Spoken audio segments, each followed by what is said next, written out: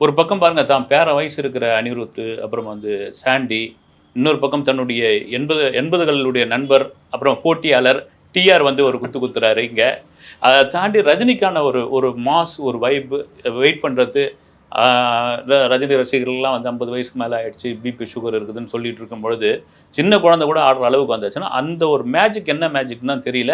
அதையெல்லாம் தாண்டி இந்த 74 வயசுல ஒரு ஒரு மனுஷன் இவ்வளோ ஆக்டிவா இருக்கிறதுக்கு காரணம் எந்திச்சு என்னன்னா, நடக்கிறதே பெரிய அந்த விஷயம். தொழில் மீது கொண்ட ஒரு பக்தி தான் காரணம். இந்த பாட்டு பாருங்க, இது ஒரு சூப்பர் ஹிட் பாட்டா இருக்குன்னு எனக்கு தோணுது. உண்மையே வந்து நீங்க நான் நெனச்சது என்னன்னா, டிஆரோட வாய்ஸ் மட்டும் வரும். எல்லாரும் ரெக்கார்டிங் ஸ்டுடியோல ஒரு ஹெட்ஃபோன மாட்டிட்டு, ஒரு அப்படின்னு கத்துறா மாரி ஏதாவது ஒரு இதுவா தான் இருக்குன்னு பார்த்தா, இறங்கி வந்து ஒரு ஒரு ஆர்பர், அந்த ஆர்பருக்குள்ள வந்து அந்த குடோன்ல ஒரு பத்திரிகை ரோல், அந்த பத்திரிகைக்கான பேப்பர வந்து கப்பல்ல எதுல ஏத்திக்கிட்டு இருக்காங்க. அதான் சீக்கிரமா வேலை செய்யுங்கன்னு.